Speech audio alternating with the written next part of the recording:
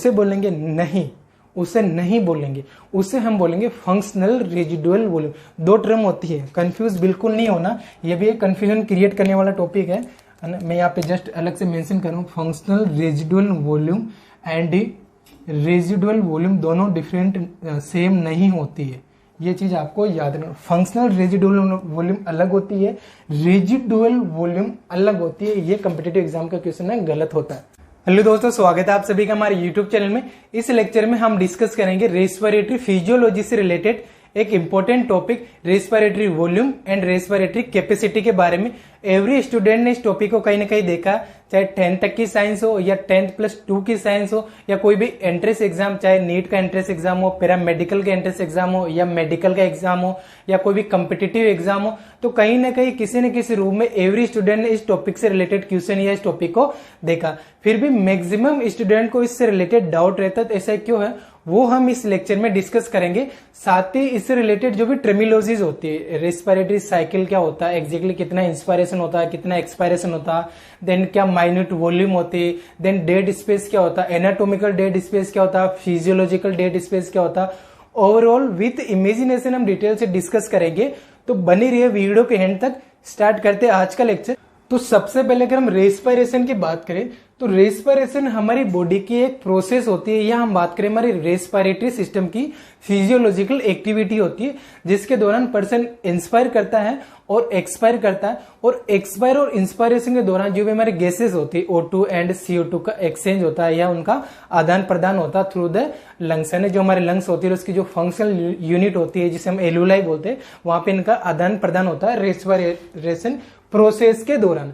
अगर नॉर्मल एक अडल्ट की बात करें कि नॉर्मल अडल्ट कितने रेस्पिरेशन एक मिनट में लेता है ना, मिनट में ये काउंट की जाती है, तो नॉर्मल एक हेल्दी अडल्ट की हम बात करें तो 12 to 16 ब्रीथ पर मिनट एक हेल्दी पर्सन लेता है ना।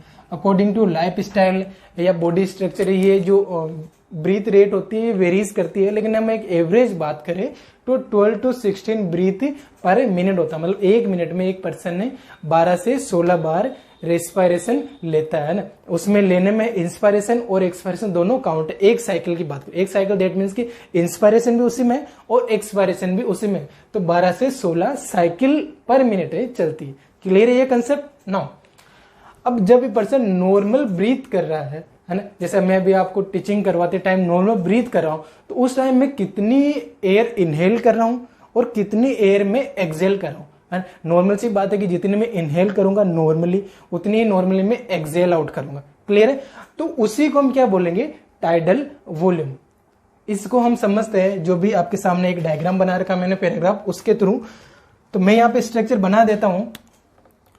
देखो, रेस्पिरेटरी जो रेट होती है, रेट एक रिदम में भी चलती है ना। कोई भी रेट है तो उसका रिदम होता है कि वो अप हो रही है, डाउन हो रही है, या नॉर्मल रिदम में चल रही है। तो जब अगर नॉर्मल रेस्पिरेटरी रेट है और नॉर्मली पर्सन ब्रीथ कर रहा है, उसका रिदम भी ठीक है, तो जो इसकी फिजियोलॉजी होती है वो कुछ इस प्रकार से फ्लो करती है। जो अपर की तरफ जा रहा है वो इंस्पायरेशन है, इनहेल कर रहा है, और जो डाउन की तरफ है वो एक्सपायरेशन है या पर्सन एक्सहेल आउट गैसेस को कर रहा है। ठीक है, यहाँ पे मैंने डायग्राम में ड्रॉ भी कर रखा है। जो अपर वाला वॉल्यूम है वो इंस्पायरेशन की तरफ है, यहाँ पे मैंने मेंशन भी कर रखा है इंस्पायरेशन, और ये इधर वाला है वो एक्सपायरेशन की तरफ। तो इस डायग्राम को इससे कोरिलेट करके आपको समझना। नाउ अब इस चीज को हम समझते हैं कि एक पर्सन नॉर्मली किस प्रकार से इंस्पायर कर रहा है और किस प्रकार से एक्सपायर कर रहा है, तब हमारा टाइडल वॉल्यूम यहाँ पे बन के आ रहा है। तो देखो, यहाँ पे एक पर्सन इंस्पायर कर रहा है, देन वापस क्या कर रहा है, एक्सपायर कर रहा है। तो यहां तक एक पर्सन का क्या बन गया, कंप्लीट एक साइकिल हो गया। वहीं पे नेक्स्ट साइकिल स्टार्ट हो गया कि यहाँ पे पर्सन इंस्पायर कर रहा है और वापस वो एक्सपायर्ड आउट कर रहा था। फिर यहाँ पे सेकंड साइकिल बन गए। ऐसे एक मिनट में 12 से 16 साइकिल बनते हैं एक हेल्दी अडल्ट में। क्लियर है नाउ? तो जब इसके दौरान मैंने बता दिया आपको ऑलरेडी कि इनहेल करता है, ये एक्सहेल आउट वापस करता है, तो जितनी एयर का यहाँ पे एक्सचेंज होता है उस वॉल्यूम, उस एयर के वॉल्यूम को ना, कितना एयर इनहेल कर रहा है, कितना एयर वो एक्सहेल आउट कर रहा है, उस वॉल्यूम को क्या बोला जाता है, उसी वॉल्यूम को हम बोलते हैं टाइडल वॉल्यूम। क्लियर है? यहाँ पे मैं शॉर्ट एब्रीविएशन लिख रहा हूँ, डिटेल से मैं बाद में लिखूंगा। टाइडल वॉल्यूम टीवी है ना, और इनकी वॉल्यूम क्या होती है वो भी हम बाद में डिस्कस करेंगे। पहले इन चीजों को समझ लेते हैं एग्जैक्टली होते क्या, उसके बाद में अमाउंट की एग्जैक्टली वॉल्यूम की बात करेंगे कि काउंटिंग में कितने होते हैं।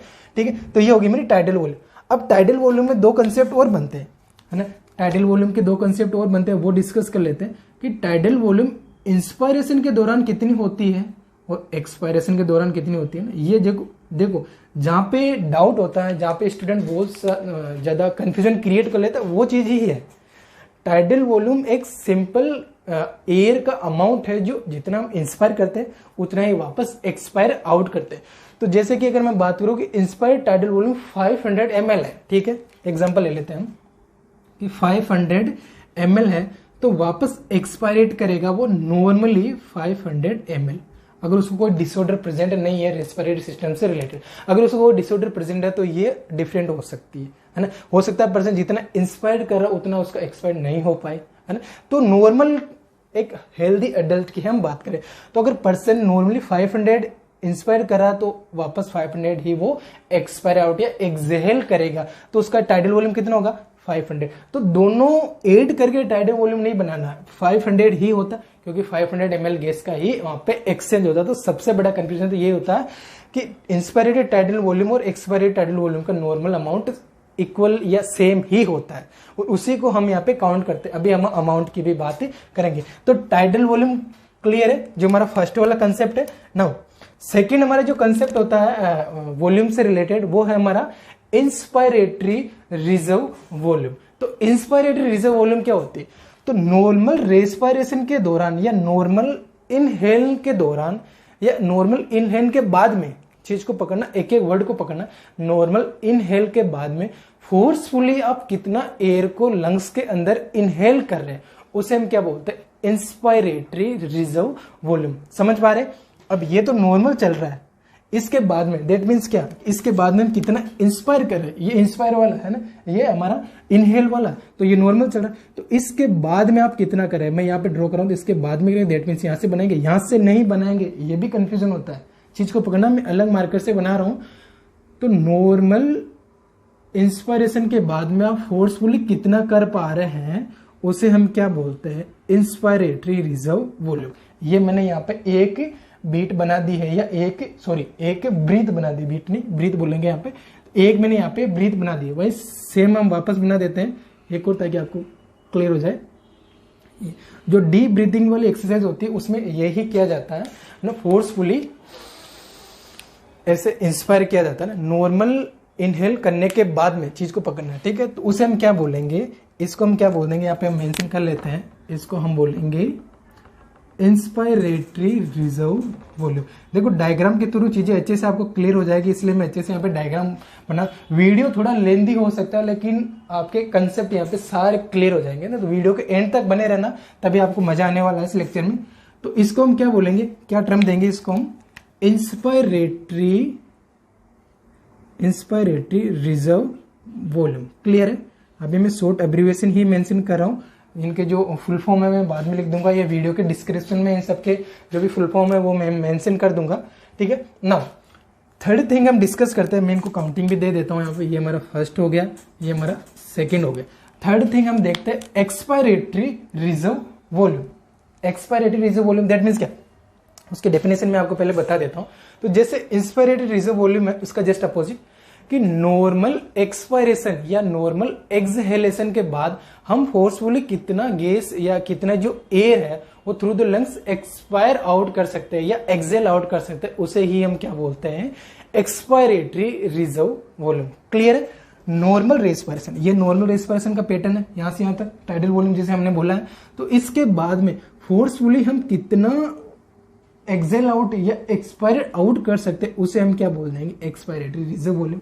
एक्सपायरेशन नीचे की तरफ शो हो रहा है ना, इसलिए हम इस तरफ ड्रॉ बनाएंगे डायग्राम, डायग्राम के थ्रू इसको और समझते हैं।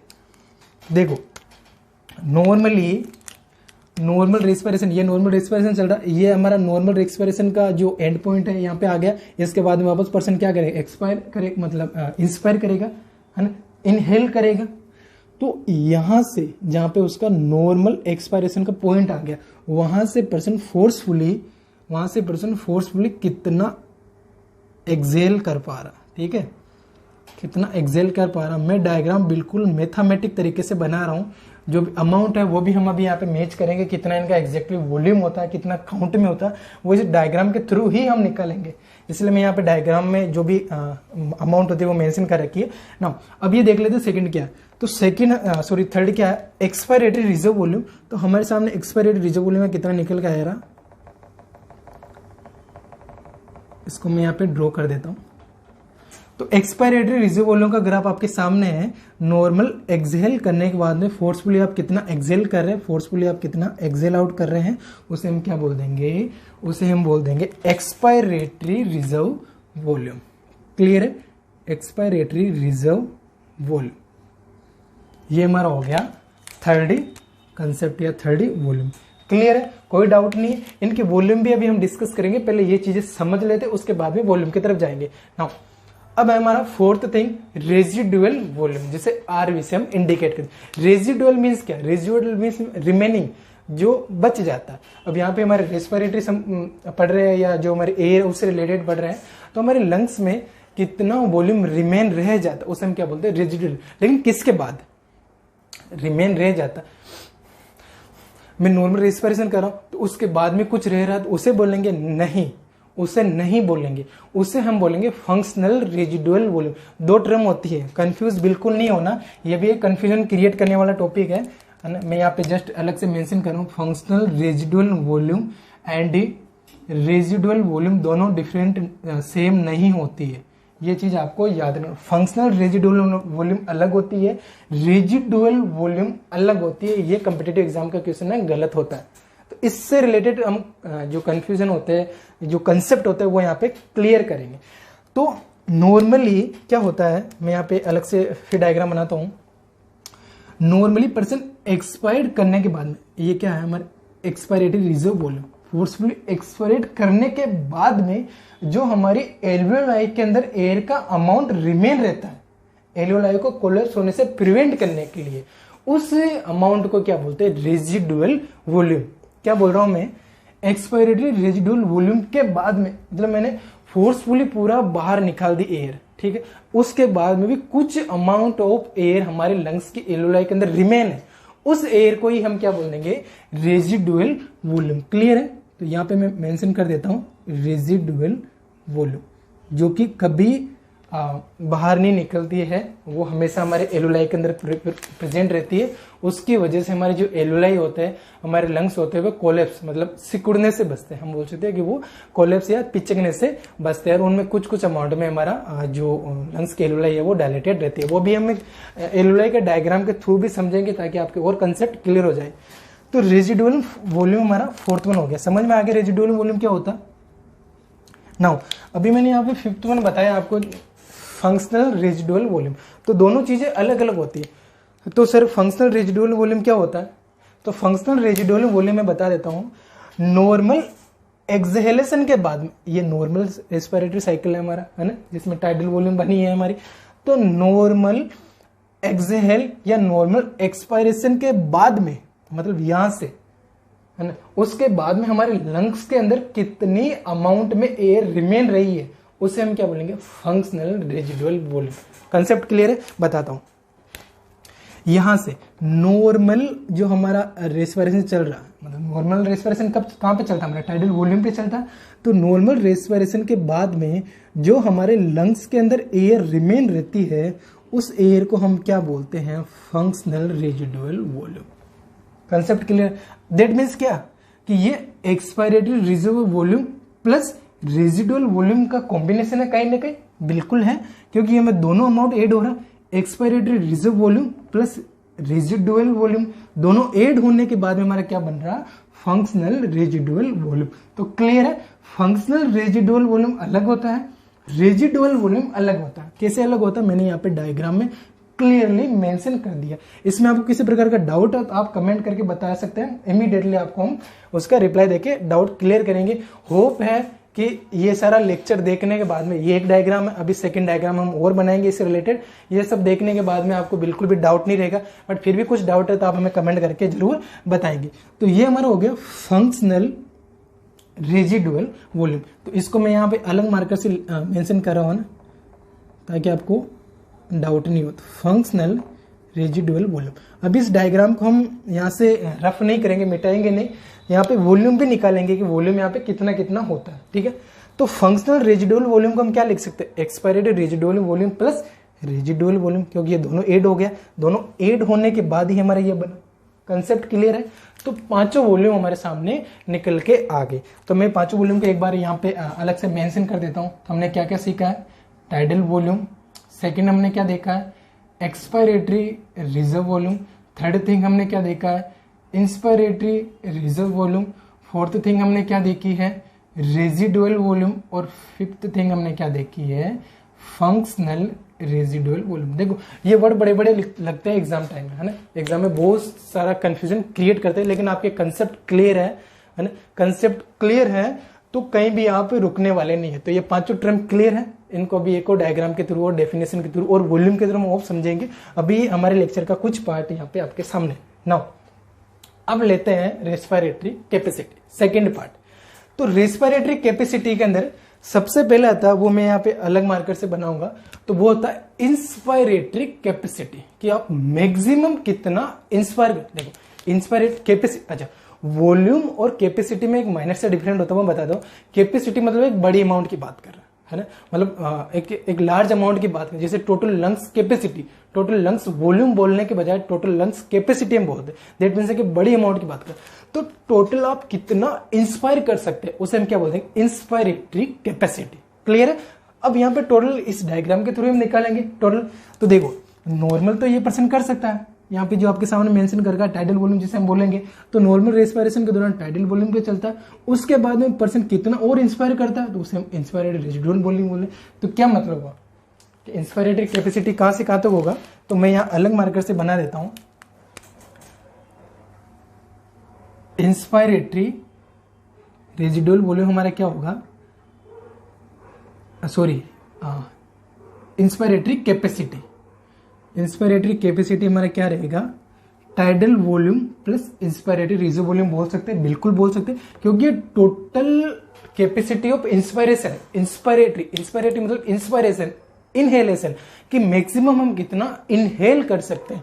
तो मैक्सिमम हम कितना इनहेल करेंगे, तो टाइडल वॉल्यूम, ये तो हम इनहेल करेंगे ही करेंगे। देखो ये तो हम इनहेल करेंगे, इसके साथ साथ हम ये भी इनहेल कर रहे हैं, है ना। तो tidal volume plus inspiratory reserve volume is called inspiratory capacity. Clear है कंसेप्ट? तो वन कंसेप्ट हमारा इंस्पायरेटरी कैपेसिटी का क्लियर। इसका वॉल्यूम है वो अभी हम लिखेंगे कितना होता है, यहाँ पे एड करके लिखेंगे, आपके सामने सब कुछ वॉल्यूम आएगा। इस ग्राफ से सारे कंसेप्ट हमारे क्लियर होंगे।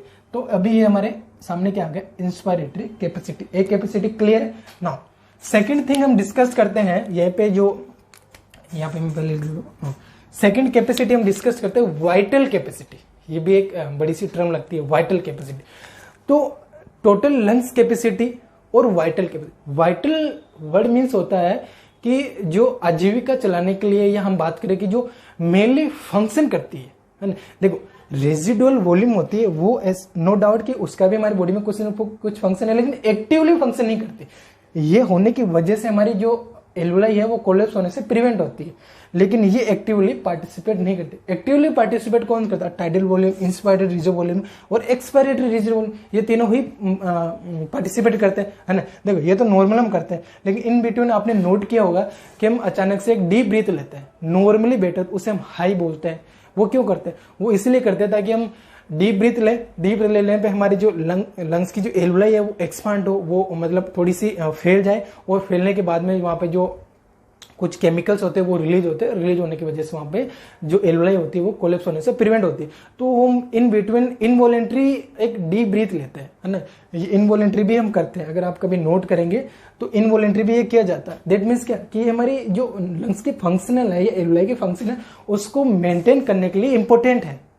दैट मीन्स इंपॉर्टेंट है, उन चीजों को हम वाइटल कैपेसिटी में लेंगे। जो एक्टिवली फंक्शन नहीं कर रहे हैं उनको अगर ऐड करेंगे तो वो हमारा टोटल लंग्स कैपेसिटी हो जाएगी। दोनों में डिफरेंस क्या देखते हैं। तो हमारा सेकंड कैपेसिटी क्या है, टोटल वाइटल कैपेसिटी। तो वाइटल कैपेसिटी क्या होगा हमारा, कि जब हमारी नॉर्मल रेस्पिरेशन चल रहा है, ठीक है, ये नॉर्मल रेस्पिरेशन का ग्राफ मैं यहाँ पे पूरा बना देता हूँ ताकि कुछ कंफ्यूजन यहाँ पे क्रिएट नहीं हो आपको, ठीक है। ये नॉर्मल रेस्पिरेशन ग्राफ हमारा चल रहा है टाइडल वॉल्यूम पे, और उसी दौरान पर्सन एक इंस्पायर करता है। ये नॉर्मल चल रहा है हमारा, इसी दौरान पर्सन इंस्पायर करता है, पर्सन इंस्पायर करेगा फोर्सफुली और उसी चीज को वापस निकाल देगा, और उसके बाद में नॉर्मल एक्सहेल करने के बाद यहां से फिर पर्सन फोर्सफुली एक्सपायर करता। नॉर्मल ले रहा हूं, इंस्पायर किया, उसको निकाला, नॉर्मल सांस ली, फिर पूरा एक्सपायर आउट कर दिया या एक्सहेल आउट कर दिया। तो ये तीनों टर्म को मिला के हम क्या बोलेंगे, वाइटल कैपेसिटी। चीज को बिल्कुल क्लियर तरीके से समझना। तो ये तो हमारे हो गई क्या, टाइडल वॉल्यूम। अब यहाँ पे टाइडल वॉल्यूम को हम एक ही ऐड करेंगे, अभी जो वॉल्यूम काउंट करेंगे वहां पे डाउट नहीं होना। क्या यहाँ पे टाइडल वॉल्यूम, क्योंकि टाइडल वॉल्यूम एक ही होता है, जितना हमने लिया उतना हम बाहर निकालेंगे। समझ रहे चीज है ना। जैसे कि हम इंस्पायरेटरी रिजर्व वॉल्यूम को काउंट करें तो ये वापस निकलेगा, तो उसको हम काउंट नहीं कर रहे हैं, ठीक है। तो यहाँ पे इंस्पायरेटरी रिजर्व वॉल्यूम प्लस ये टाइडल वॉल्यूम प्लस एक्सपायरेट किया हमने forcefully, expiratory reserve volume plus expiratory reserve, तीनों को मिला के क्या बन गया हमारा, वाइटल कैपेसिटी, है ना। तो मैं अभी यहाँ से रब कर रहा हूं। तो वाइटल कैपेसिटी का कंसेप्ट क्लियर है आपके सामने। इंस्पायरेटरी कैपेसिटी होगी और ये तीनों को मिला के यहाँ पे मैं एक अलग से बना देता हूँ। तीनों को मिला के हमारा क्या बन गया, वाइटल कैपेसिटी। डायग्राम में कंफ्यूजन नहीं होना, वीडियो को शुरुआत से एंड तक देखोगे तभी ये सारी चीजें आपको क्लियर होगी। तो ये हमारा सेकंड कंसेप्ट हो गया, वाइटल कैपेसिटी। क्लियर है। नाउ अब थर्ड कैपेसिटी होती है जो सबसे बड़ी, टोटल लंग्स कैपेसिटी। कि हमारी लंग्स के अंदर टोटल कितनी पावर होती है एयर को एक बार में होल्ड करने की, उसे हम क्या बोलते हैं, टोटल लंग्स कैपेसिटी। तो कितना, 6 लीटर जैसे हम नॉर्मली बोलते हैं, वो भी हम निकालेंगे 6 लीटर कैसे बनता है। तो 6 लीटर तक हमारा लंग्स उसको जो एयर होती है उनको अपने जो एलुलाई है उसके अंदर रख सकता है एक बार में। हमारे लंग्स की जो कैपेसिटी होती है, टोटल लंग्स कैपेसिटी जिसे हम बोलते हैं, टीएलसी से एब्रीविएट जिसे किया जाता है, तो वो तो टोटल लंग्स कैपेसिटी क्या कि वाइटल कैपेसिटी तो उसमें ऐड होगी। वाइटल कैपेसिटी आपको समझ में आ गया, tidal volume plus inspiratory reserve volume plus expiratory reserve volume is called vital capacity. Vital capacity के अंदर हम रेजिडुअल वॉल्यूम ऐड कर देंगे। वाइटल कैपेसिटी के अंदर यहां से यहां तक जो बन रही है वाइटल कैपेसिटी, वाइटल कैपेसिटी के अंदर हम रेजिडुअल वॉल्यूम ऐड कर देंगे तो हमारे क्या बन जाएगा, टोटल लंग्स कैपेसिटी। बनाता हूं एक इसमें। तो देखो ये हमारा हो गया, यहां से सिंपल से समझते हैं, ये हमारा हो गया क्या, tidal volume, normal respiration, forcefully respiration किया हम, इंस्पिरेशन किया हमने, तो ये बन गया हमारा इंस्पायरेटरी रिजर्व वॉल्यूम। ठीक है, फिर हमारा हो गया क्या वापस, ये जो नॉर्मल रहता है हमारा टाइडल वॉल्यूम, फिर हमने किया वापस फोर्सफुली एक्सपायरेशन, तो ये हमारा बन गया एक्सपायरेटरी रिजर्व वॉल्यूम। उसके बाद में भी लंग्स के अंदर कुछ अमाउंट तो प्रेजेंट है, उस अमाउंट को भी ऐड करेंगे। तो उस अमाउंट को ऐड करने के बाद में जो टोटल कैपेसिटी ऑफ लंग बनती है उसे हम क्या बोल देते हैं, उसे हम बोल देते हैं टोटल लंग्स कैपेसिटी, जो हमारी थर्ड कंसेप्ट है या थर्ड कैपेसिटी। तो क्लियर है ये concept, total lungs capacity. Now अब कैपेसिटी भी हमारे सामने निकल के आ गई। तो हमारी जो भी वॉल्यूम है और कंसेप्ट है उससे रिलेटेड शायद आपके सारे डाउट क्लियर हो गए होंगे, नहीं हुए तो अभी वीडियो में बने रहे, नेक्स्ट और हम डिस्कस कर रहे हैं इसी के साथ। तो कैपेसिटी कौन कौन सी आ गई, फर्स्ट हमारे सामने कैपेसिटी आ गई जो इंस्पायरेटरी कैपेसिटी है। ठीक है, इंस्पायरेटरी कैपेसिटी की तरह एग्जाम में एक्सपायरेटरी कैपेसिटी पूछा जा सकता है, तो एक्सपायरेटरी कैपेसिटी यहां से निकाल सकते हैं। अगर ये डायग्राम आपके माइंड में क्लियर है तो यहां से आप एक्सपायरेटरी कैपेसिटी आसानी से निकाल सकते हैं। कैसे, देखो नॉर्मल एक्सपायरेशन कितना किया 500 ml जो कि टाइडल वॉल्यूम है, और नॉर्मल एक्सपायरेशन के बाद में एक्सपायरेटरी रिजर्व वॉल्यूम कितना, उन दोनों को ऐड कर देंगे तो हमारा क्या आ जाएगा, एक्सपायरेटरी कैपेसिटी। इंस्पायरेटरी उसी प्रकार से एक्सपायरेटरी कैपेसिटी भी आ जाएगा, तो वो चीज भी आप यहाँ पे याद रख सकते हैं, एक्सपायरेटरी कैपेसिटी भी। ठीक है, सेकंड कंसेप्ट क्या था हमारा, वाइटल कैपेसिटी, जो कि तीनों का कॉम्बिनेशन है, किस किस का, हमारा tidal volume plus inspiratory reserve volume plus expiratory reserve volume. अभी और हम डिटेल से लिख लेंगे इन सब चीजों को। तो वाइटल कैपेसिटी हो गया सेकंड, और थर्ड थिंग हमारे क्या हो गई, total lungs capacity. Total lungs capacity क्या है कि हमारे लंग्स के अंदर टोटल कितनी एयर ट्रैप हो सकती है, उसे हम क्या बोल देंगे, टोटल लंग्स कैपेसिटी, जो कि किन किन का कॉम्बिनेशन है, टाइडल वॉल्यूम नॉर्मली, उसके बाद में inspiratory reserve volume plus expiratory reserve volume plus residual volume, चारों को मिलाने के बाद में क्या बनेगी, total lungs capacity. Clear, exam में ये तो बेसिक चीज है। अब एग्जाम में घुमाया कैसे जाता, तो एग्जाम में टाइडल वॉल्यूम का क्वेश्चन पूछ रहा जाएगा तो वहाँ पे आपको इंस्पायर्ड रेजिडुअल वॉल्यूम दे दिया जाएगा और वहाँ पे आपको टाइडल वॉल्यूम दे दिया जाएगा, और ये दोनों ना देके आपको वहाँ पे फंक्शनल रेजिडुअल वॉल्यूम दे दिया जाएगा। तो फंक्शनल रेजिडुअल का मतलब आपको याद रखना है कि expired residual plus residual volume, तो दोनों को हम एक मिला के लिख सकते हैं फंक्शनल रेजिडुअल वॉल्यूम। तो वो एग्जाम में अगर डायरेक्टली वहाँ पे मेंशन कर दें तो उस चीज से भी आपको घबराना नहीं है ना। कंसेप्ट बिल्कुल आपको क्लियर रखना इस डायग्राम के थ्रू। तो ये समझ में आ गया। तो क्लास में आगे बढ़ने से पहले एक बार इन सबकी नॉर्मल जो रेंज होती है, जो इनकी नॉर्मल वॉल्यूम होती है या यहाँ पे जो कैपेसिटी है वो कितनी है, उनकी मैथमेटिक अमाउंट की बात कर लेते हैं। उसके बाद में हम क्लास में जो सेकंड इमेज है उस तरफ बढ़ेंगे। तो जो भी यहाँ पे मैं वॉल्यूम लिखूंगा, अमाउंट लिखूंगा इस डायग्राम के थ्रू, वो डिफरेंट बुक्स में या डिफरेंट एग्जाम के अकॉर्डिंग थोड़ा थोड़ा वेरीज कर सकते हैं। आप अपने जो भी एग्जाम्स है उनके जो भी गाइड्स होती है उनके अकॉर्डिंग आप उनको प्रिपेयर कर सकते हैं। बाकी जो यूनिवर्सल थिंग्स होते हैं वो हम यहाँ पे डिस्कस करेंगे। तो सबसे पहले अगर हम टाइडल वॉल्यूम की बात करें कि ये ml में कितना होता है ना, जो भी निकालेंगे हम ml में निकालेंगे। यहाँ पे मैंने ml में मेंशन कर रखा है। तो टाइडल वॉल्यूम कितना होता है तो यहाँ से हम देखते हैं। तो अगर हम एवरेज यहाँ बात करें कि 3000 और 2000 के बीच में एवरेज कितना होगा, तो यहाँ पे कितना होगा 2500 हमारा एवरेज होगा। तो 2500 से ऊपर, 2500 से 3000 की तरफ, तो 2500 से 3000 के बीच में कितना गैप आ रहा है यहाँ पे, तो 500 ml का। दैट मीन्स क्या कि टाइडल वॉल्यूम का अमाउंट कितना होगा 500 ml।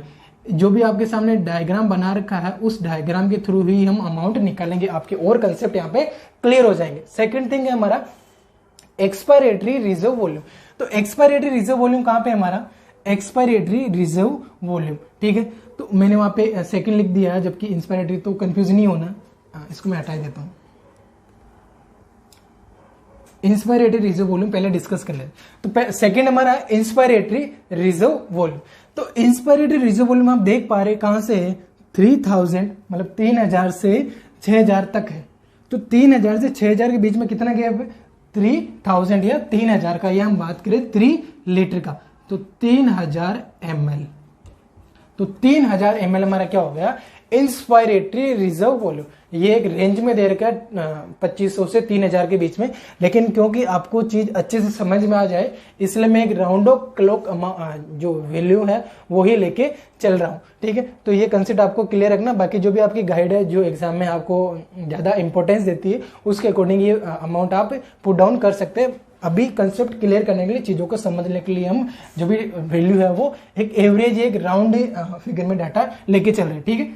थर्ड थिंग है हमारे सामने एक्सपायरेटरी रिजर्व वॉल्यूम। तो एक्सपायरेटरी रिजर्व वॉल्यूम आप देख पा रहे हैं कि नॉर्मल रेस्पिरेशन पे एक्सेल होने के बाद, ये एक्सेल होने के बाद, एक्सेल कहां पे हो रहा है 25000 इस फिगर के अकॉर्डिंग, तो सॉरी 2500, तो 2500 के बाद में कहां तक आ रहा है हमारा अप्रोक्सीमेट, यहाँ पे अगर हम बात करें तो 1200 के आसपास होगा, है ना। तो यहाँ पे हम बात करें 1200 और यहाँ पे होगा हमारा 2500।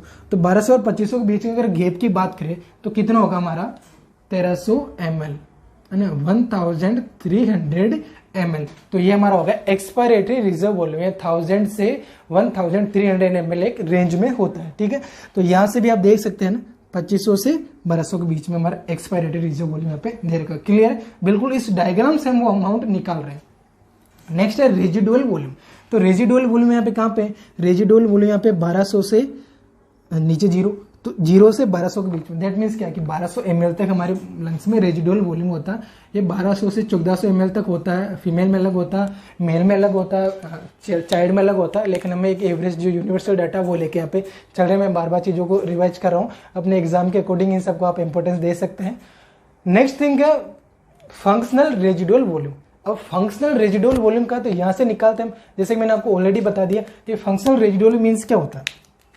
फंक्शनल रेजिडुअल मीन्स होता है कि inspiratory residual volume plus residual volume, sorry inspiratory reserve volume plus residual volume. तो इंस्पायरेटरी रिजर्व वॉल्यूम कितना है हमारा, एक्सपायरेटरी सॉरी मैं बार बार इंस्पायरेटरी बोल रहा हूं। एक्सपायरेटरी रिजर्व वॉल्यूम हमारा 1300 प्लस रेजिडुअल वॉल्यूम है हमारा 1200। कंसेप्ट क्लियर है, 1300 प्लस 1200 तो कितना आ गया हमारा यहाँ पे 2500 ml। तो फंक्शनल रेजिडुअल वॉल्यूम कितना आ गया हमारा 2500।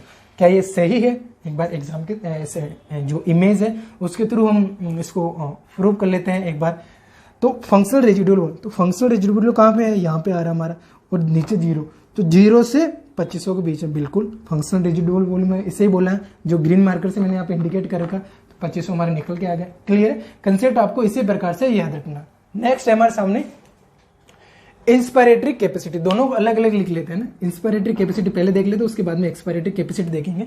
तो इंस्पायरेटरी कैपेसिटी क्या, इनको मैं थोड़ा ठीक से लिख देता हूं ताकि आपके सारे कंसेप्ट क्लियर हो जाए। इंस्पायरेटरी कैपेसिटी देन यहाँ पे हमारा थर्ड और यहाँ पे फोर्थ, ठीक है। तो पहले इंस्पायरेटरी कैपेसिटी की बात करें तो इंस्पायरेटरी कैपेसिटी कहाँ पे हमारा कि नॉर्मल जो हमारा टाइडल वॉल्यूम होता है वो, और उसके बाद में जो इंस्पायरेटरी रिजर्व वॉल्यूम होता है, उन दोनों को ऐड करने के बाद में इंस्पायरेटरी कैपेसिटी बनता है। तो कैसे बनेगा इसका formula, tidal volume plus inspiratory reserve volume, दोनों को ऐड करने के बाद हमारे सामने कितना अमाउंट आएगा। दोनों को ऐड करें तो टाइडल वॉल्यूम कितना होता है हमारा 500 ml, और इंस्पायरेटरी रिजर्व वॉल्यूम कितना है यहाँ पे 3000। तो 500 और 3000 को ऐड करने के बाद कितना बना 3500 ml। तो 3500 ml हमारा क्या बन गया इंस्पायरेटरी कैपेसिटी। एक बार मैच कर लेते हैं यहाँ पे। तो यहाँ पे इंस्पायरेटरी कैपेसिटी का एंड पॉइंट कहाँ ये रहा, तो ये कहाँ से 2500, और 2500 से टॉप पॉइंट कहाँ पे जा रहा है हमारा 6000 के बीच। तो 2500 और 6000 के बीच में कितना गैप है 3500, तो 3500 हमारे यहाँ पे निकल के आ गया है ना। मैथमेटिक्स भी आप आ सकते हैं, याद रखना है क्योंकि इससे रिलेटेड एग्जाम में क्वेश्चन पूछे जाते हैं ना, तो वो चीज भी आपको क्लियर करना। तो हो गया हमारे इंस्पायरेटरी कैपेसिटी। उसी प्रकार हम एक्सपायरेटरी कैपेसिटी लिख लेते हैं।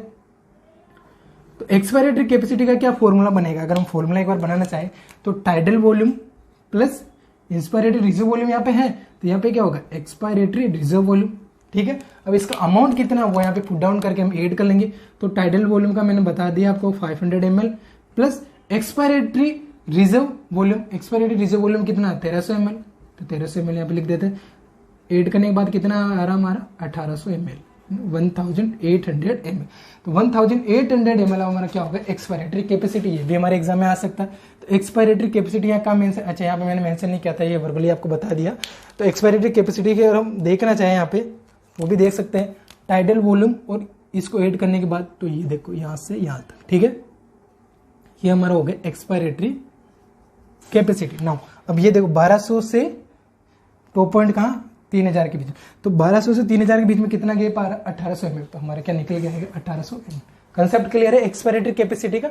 ये नाउ फोर्थ हमारे सामने क्या वाइटल कैपेसिटी। तो वाइटल कैपेसिटी हमने क्या क्या ऐड किया था वो मैं यहाँ पे लिख देता हूँ। तो टाइडल वॉल्यूम रेड पेन से लिख देता हूँ ताकि ये फॉर्मूला आप याद रखें। Tidal volume plus inspiratory reserve volume plus expiratory reserve volume, vital capacity है ना।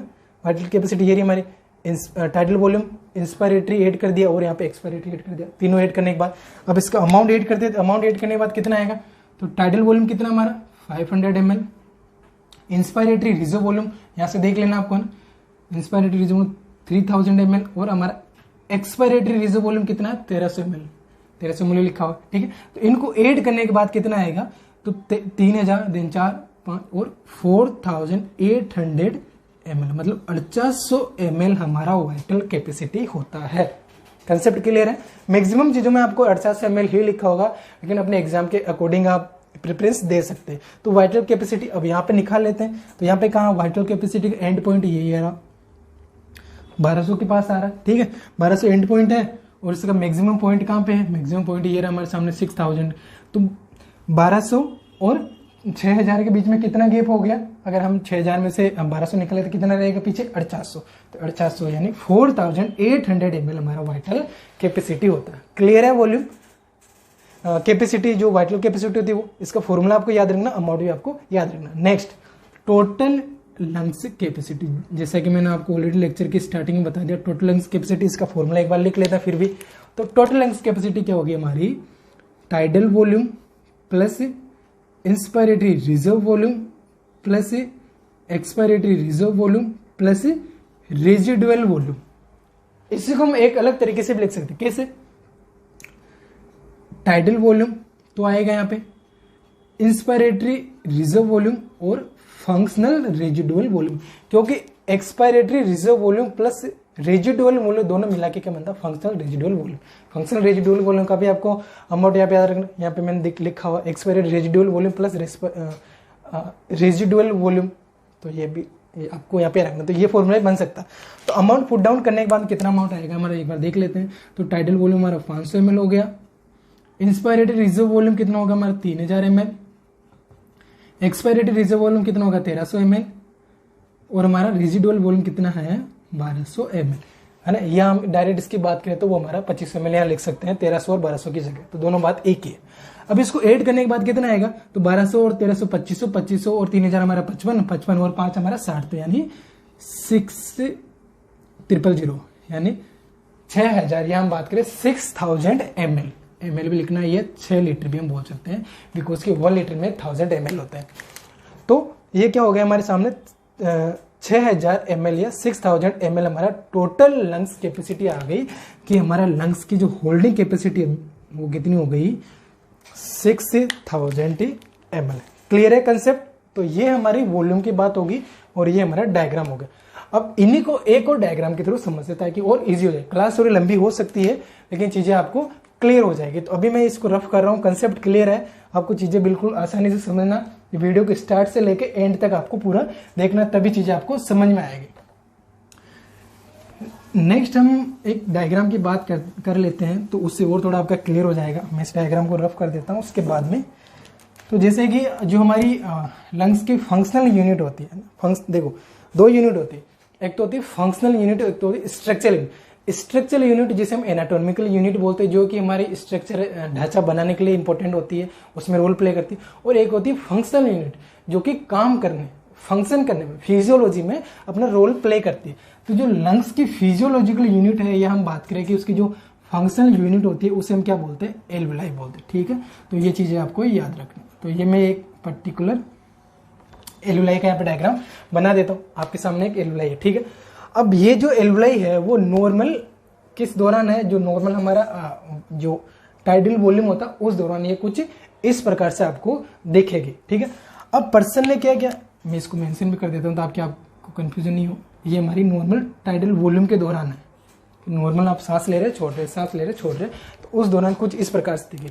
जैसे ही पर्सन ने फोर्सफुली इंस्पायर किया, दैट मीन्स क्या, इंस्पायर रेजिडुअल वॉल्यूम, तो फोर्सफुली इंस्पायर किया तो इसका जो वॉल्यूम है बढ़ेगा। भाई इंस्पायर किया दैट मीन्स कि उसको होल्ड करने की कैपेसिटी बढ़ेगी, तो ये अपने आकार में एक्सपांड करेंगे, है ना, कितना 3000 ml तक। तो ये हमारे सामने क्या हो गई, इंस्पायरेटरी रेजिडुअल वॉल्यूम।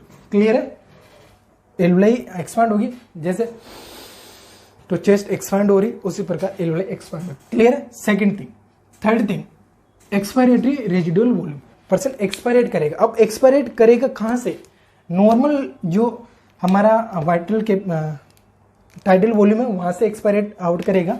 तो ये टाइडल वॉल्यूम नॉर्मल है, इसके बाद से, तो दैट मीन्स क्या कि एक्सपायरेट करेगा पर्सन तो कुछ इस प्रकार से देखेगी एल्वेलाई, है ना, क्योंकि यहां से यहां जा रहा है, यहां से यहां नहीं है। कंसेप्ट क्लियर रखना।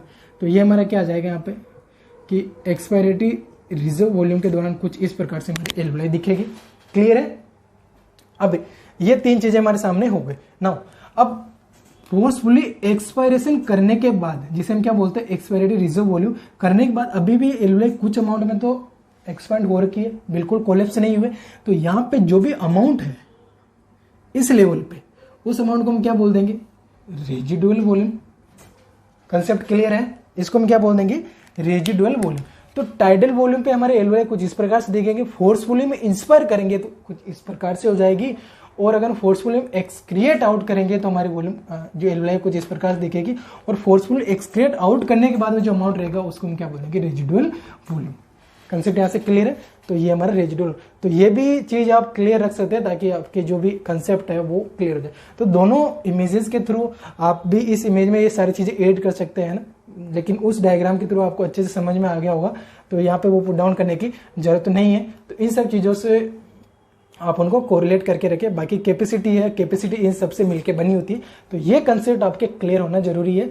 मेन चीज है यहाँ पे कि residual volume plus functional residual volume के बीच में कंफ्यूजन नहीं होना, दोनों अलग अलग होती है। अलग अलग कैसे होती है वो मैंने यहाँ पे बता दिया है। ठीक है, अब यहाँ भी देखना चाहो तो आप रेजिडुअल वॉल्यूम यहाँ पे और फंक्शनल रेजिडुअल वॉल्यूम किसे बोलेंगे, जो फंक्शन में काम करी, दैट मीन्स क्या, यहाँ से यहाँ तक, क्योंकि उसमें टाइडल वॉल्यूम भी ऐड होगा और एक्सपायरेटरी रिजर्व वॉल्यूम भी ऐड होगी, तो तभी हमारी ये क्या बनेगी, फंक्शनल रेजिड्यू वॉल्यूम ना। तो ये कंसेप्ट आप यहाँ पे ऐड कर सकते हैं। तो ये हमारा आज का रेस्पिरेटरी वॉल्यूम और कैपेसिटी से रिलेटेड हो गया। अच्छा, इसमें एक मैंने टर्म आपको शुरुआत में बताई थी कि माइन्यूट वॉल्यूम और डेड स्पेस क्या होता है। तो माइन्यूट वॉल्यूम किसे बोलेंगे वो भी मैं आपको बता देता हूँ। माइन्यूट वॉल्यूम, माइन्यूट मतलब 1 मिनट के अंदर कितना गैसेस का आदान प्रदान करते हैं। तो 1 मिनट का जैसे कि मैंने आपको ऑलरेडी बता दिया है कि रेस्पिरेटरी रेट कितना, अगर हम 12 मान के चले तो 12 ब्रीथ पर मिनट कर रहा है और एक ब्रीथ में कितना वो पर्सन गैसेस का एक्सचेंज करता है, जैसे हम टाइडल वॉल्यूम बोलते हैं, कितना 500।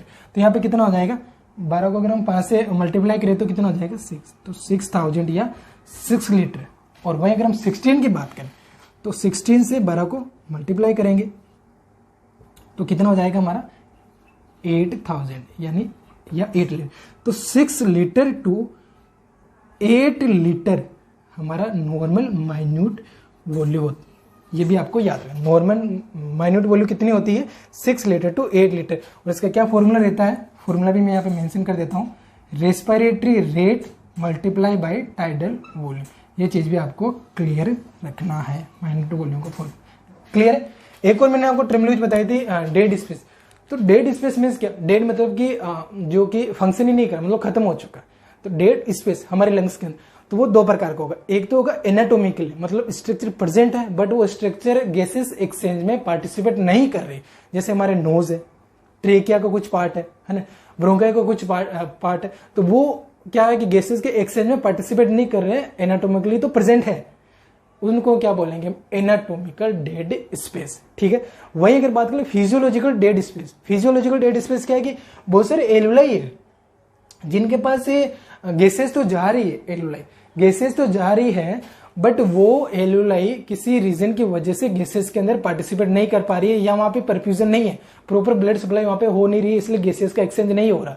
ठीक है। फिजिकली प्रेजेंट है, वो पार्टिसिपेट भी करती है, एलुलाई पार्टिसिपेट भी करती है गैसेस एक्सचेंज में, बट वहां पे क्योंकि परफ्यूजन नहीं है या कुछ रीजन है उसके साथ गैसेस का एक्सचेंज नहीं हो रहा, तो उसे हम क्या बोल देंगे, फिजियोलॉजिकली डेड स्पेस। तो ये भी आपको याद रखना। डेड स्पेस की अगर हम बात करें तो नॉर्मली वो 1/3 ऑफ टाइडल वॉल्यूम होता है ना, 1/3 ऑफ टाइडल वॉल्यूम। अगर टाइडल वॉल्यूम हमारा 500 ml के यहाँ पे आसपास है तो वो 150-170 के आसपास हमारा क्या होगा, एनाटोमिकल डेड, जो टोटल डेड स्पेस होता है वो होगा फिजियोलॉजिकल और एनाटोमिकल। तो ये डेड स्पेस से रिलेटेड भी आपको याद रखना। बाकी रेस्पिरेटरी साइकिल होती है तो साइकिल से रिलेटेड चीज आपको याद रखना।